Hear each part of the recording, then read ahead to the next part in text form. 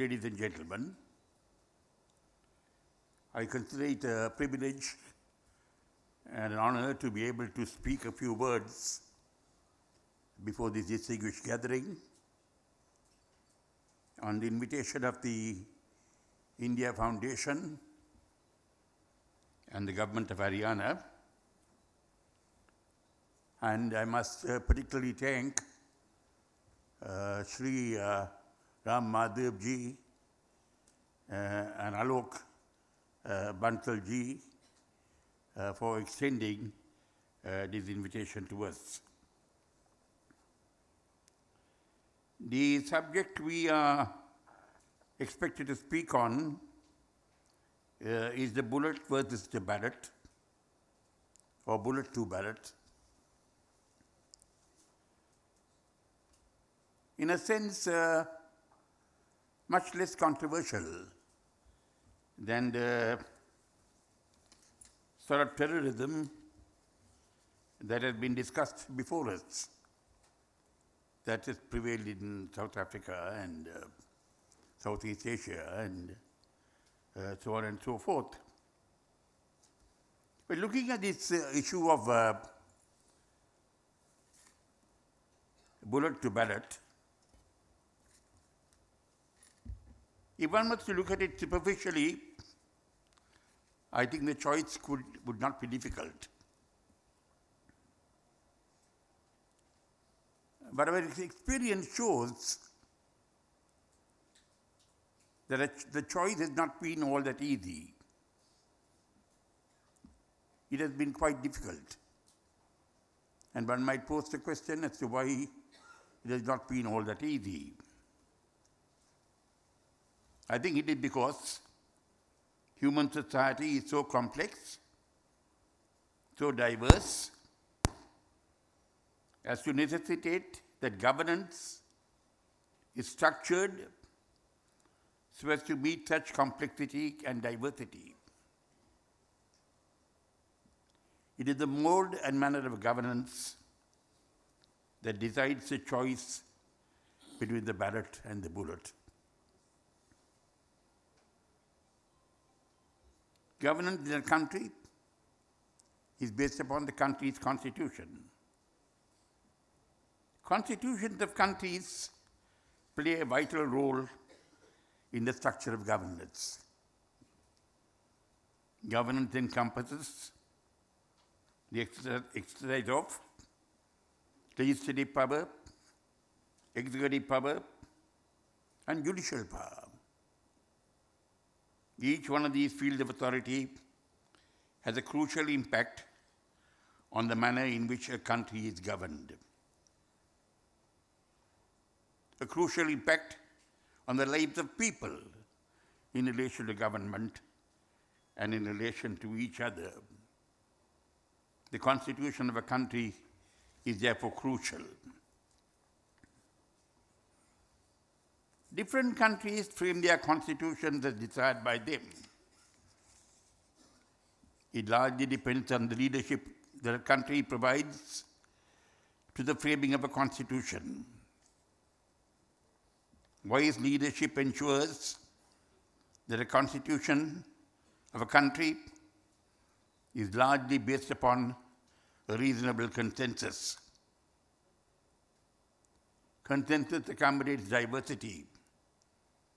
It avoids complexity, because human society is both diverse and complex. Societies in most countries are multilingual, multi-ethnic, multicultural, and pluralistic in character. They vastly differ from each other. Constitutional arrangements need to accommodate such diversity, such complexity. If there is such accommodation, society is stable. Such stability promotes development, is able to achieve peace and prosperity. Lack of such accommodation promotes discontent and conflict, instability, lack of development, absence of peace and prosperity. The ballot is the democratic way, based upon dialogue, a free exchange of views, and the making of choices based upon one's judgment. It is a rational process. If this process fails, then it is a bullet. It is not merely a response to discontent and conflict, but also the apparent means to seek a remedy to the perceived injustice. We have the experiences of several countries, both positive and negative, where the ballot has prevailed and been successful, and also where the bullet has been resorted to with its painful consequences. I would like to refer to my own country, Sri Lanka,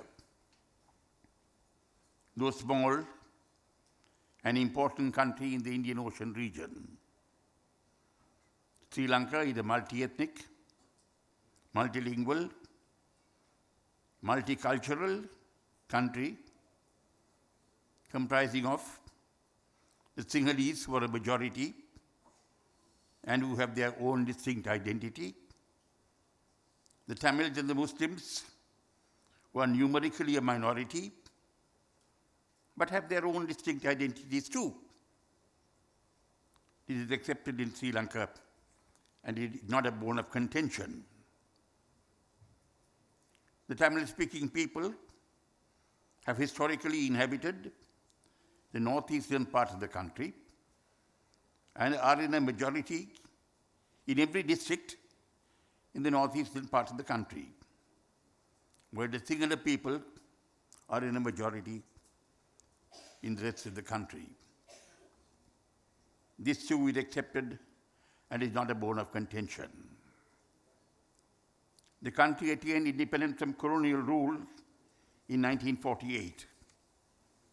Before colonial subjugation, there were both Sinhala and Tamil kingdoms in the country, which were captured by different colonial powers differently, separately, and at different times. These different territories were unified together in 1833 under British colonial rule. However, all people, the Sinhalese, the Tamils, and the Muslims joined together in their demand to achieve independence. Sri Lanka's first constitution was framed in 1948 by our colonial rulers. It provided for majoritarian rule with certain safeguards, which were soon disregarded.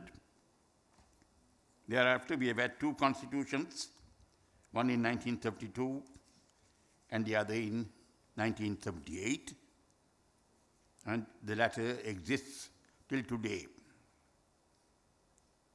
The 1972 constitution was framed by one of the two major Sinhala political parties without the consent of the other major Sinhala political party or the consent of the Tamil party, mainly representing the Tamil people of the Northeast.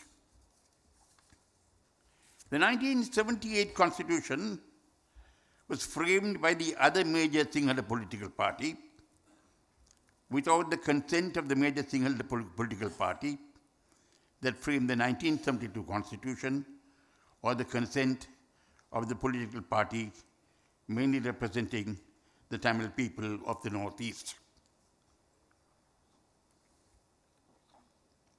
The 1972 constitution and the existing 1978 constitution were not framed on the basis of consensus.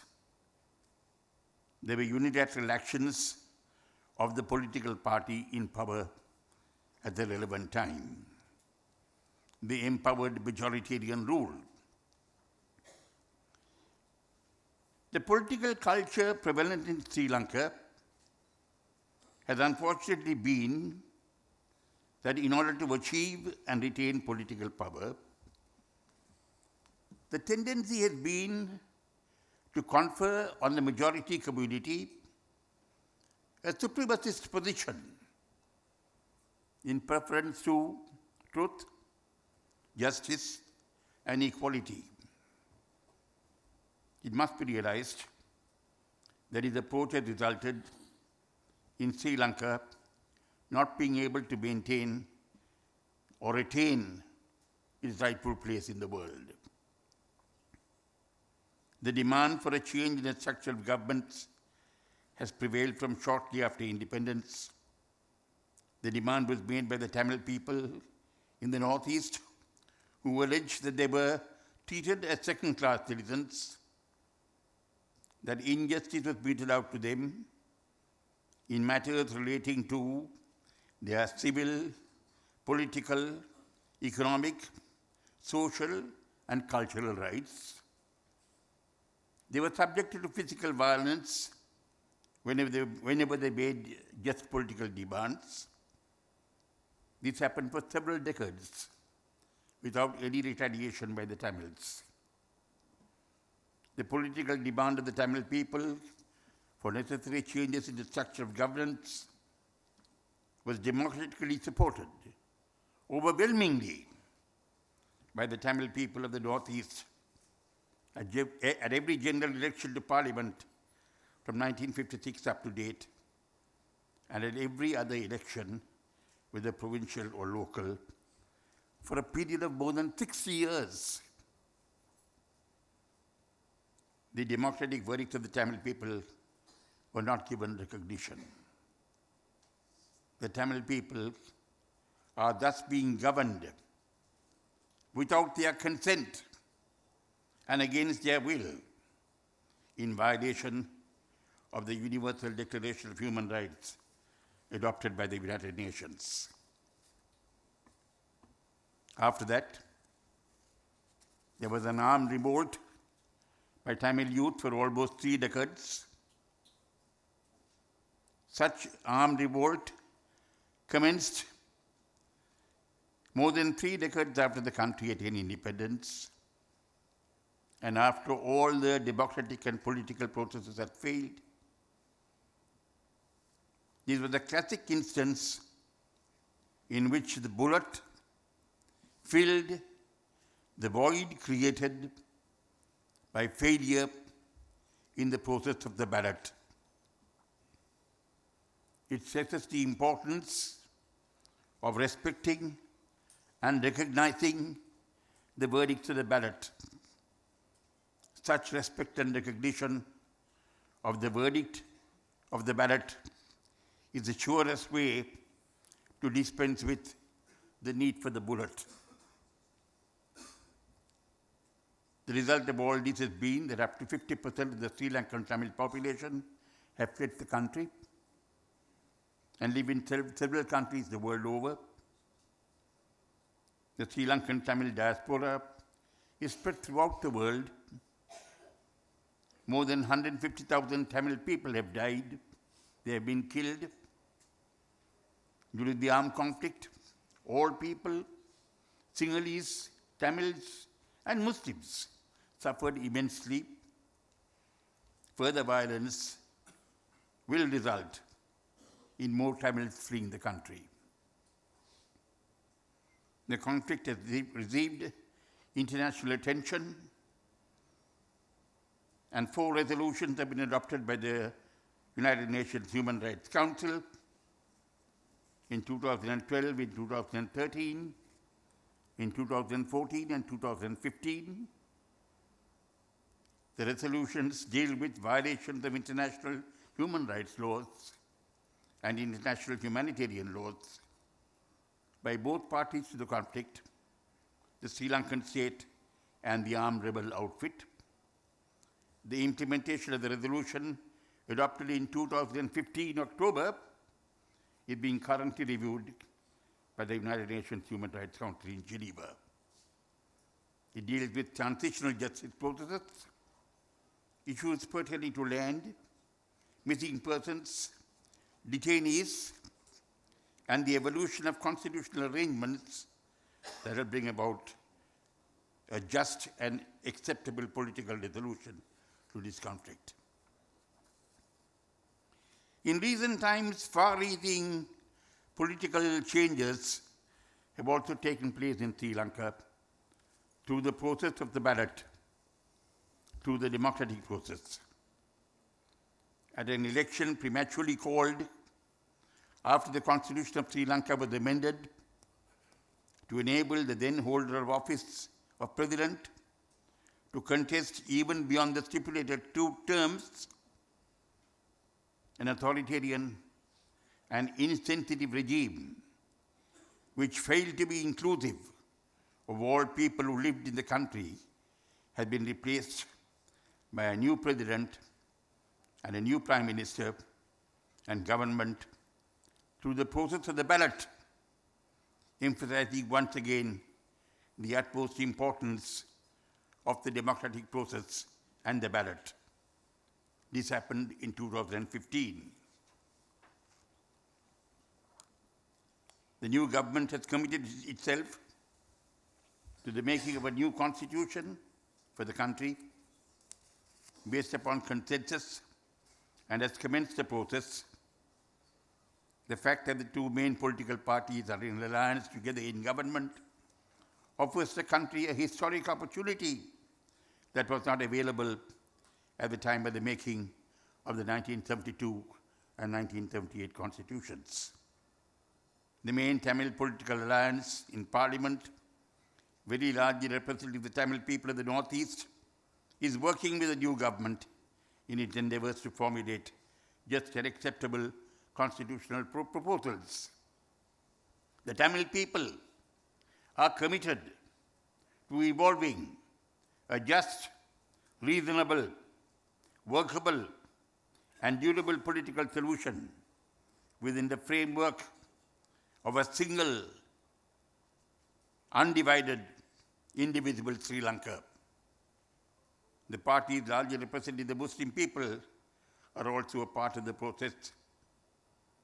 For the first time in post-independent Sri Lanka, an opportunity is available for the framing of a constitution based upon a substantial and reasonable consensus amongst all political parties and all peoples in the country. This opportunity must be pursued with genuine commitment, but that would be the only way to ensure that the bullet does not any longer have a place in our society. Before I conclude, Mr. Chairman, may I quote from a speech delivered by the Indian Prime Minister, Shri Narendra Modi, to the Sri Lankan Parliament on 13th March 2015. I quote, he said, "For all of us in our region, our success depends upon how we define ourselves as a nation. All of us in the region, indeed every nation of diversity, have dealt with issues of identity and inclusion, rights and claims, dignity and opportunity for different sections of our society. We all have seen its diverse expressions. We have faced tragic violence. We have encountered brutal terrorism, and we've also seen successful examples of peaceful settlements. Each of us has sought to address these complex issues in their own way. However, we choose to reconcile them. To me, something is obvious. Diversity can be a source of strength for nations. When we accommodate the aspirations of all sections of our society, the nation gets the strength of every individual. And when we empower states, districts, and villages, we make our country stronger and stronger. You called it my bias. I've been a chief minister for 13 years, a prime minister for less than 1 year. Today, my top priority is to make the stakes of India stronger. I'm a firm believer in cooperative federalism. So we are devolving more power and more resources to the states and we are making them formal partners in national decision-making processes. This is what your Prime Minister said, Mr. Chairman, and it reflects exactly what you said at the commencement of this talk, when you said that in India, all states are powerful, all states have equal power, all people have equal power, and therefore there can be no question of India ever being divided. So, Mr. Chairman, the Prime Minister of India, when he addressed the Sri Lankan Parliament, went on to urge the Sri Lankan Parliament to come up with constitutional proposals that would be fair, that would be just, that would be reasonable, that would give Sri Lanka an opportunity. He said, Sri Lanka has lived through decades of tragic violence and conflict. We have successfully defeated terrorism and brought the conflict to an end. You now stand at a moment of historic opportunity to win the hearts and heal the wounds across all sections of society.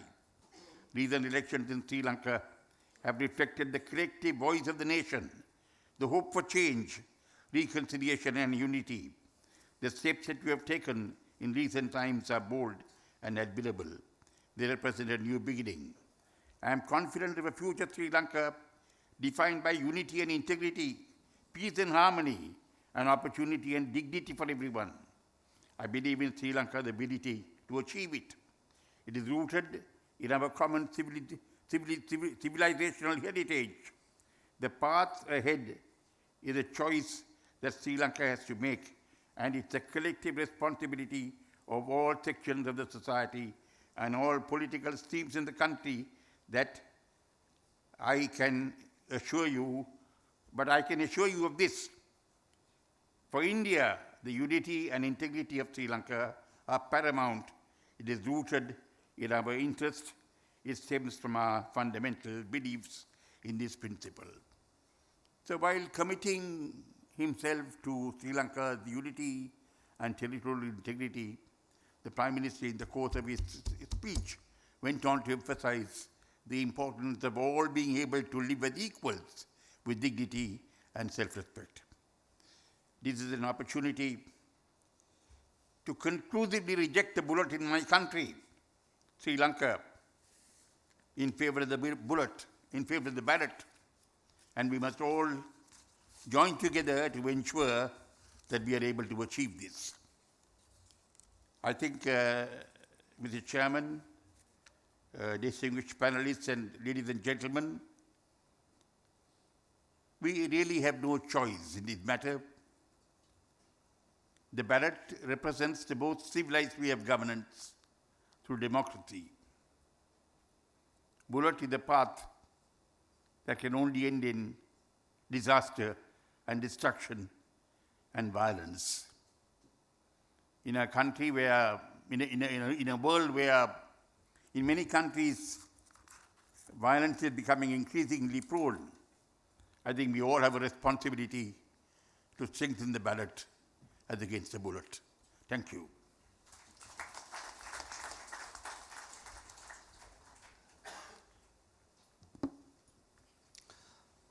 Thank you very much, Mr. R. Sampanthan, the Honorable Leader of Opposition